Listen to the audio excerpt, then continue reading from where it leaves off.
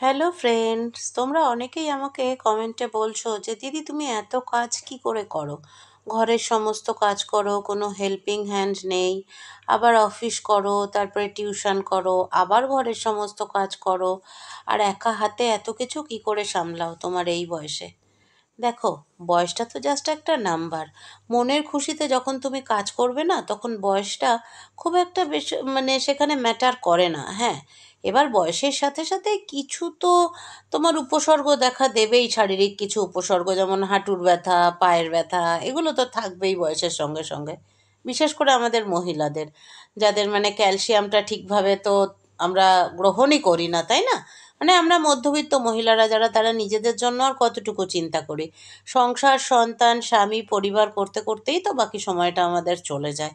তো সেই জন্য ওইটুকু একটু থাকে, কিন্তু তার মধ্যেও তুমি যত নিজেকে বেশি ব্যস্ত রাখতে পারবে না, তত দেখবে তুমি ভালো আছো। এই যে আমি এত কিছুর পরেও কিন্তু ইউটিউব এবং ফেসবুকে রেগুলার ভিডিও আপলোড করি, ইউটিউবে রেগুলার লাইফস্টাইল ভ্লগ আপলোড করি, আর ফেসবুকে তো দেখছোই রিলস করি। দিনে অন্তত কম করে 4টে পোস্ট দিই, এইগুলো করতেই থাকি। তার সাথে ঘরের সব কাজ করি। আমার কিন্তু দিন শেষে একটুও মনে হয় না যে আমি অনেক কিছু করেছি।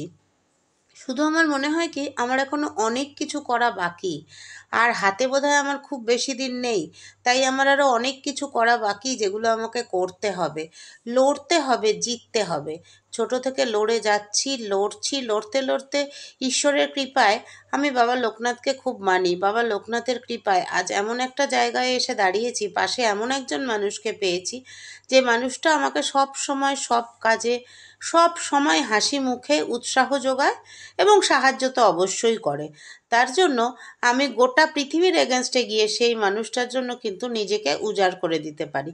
এরকম একজন মানুষ পাওয়া কিন্তু জীবনে অনেক অনেক অনেক ভাগ্যের ব্যাপার। তো চলো এইভাবেই এগিয়ে চলি তোমাদের সাথে নিয়ে। চলো আজকের মতো টাটা, বাই বাই। বাকি গল্প পরে হবে।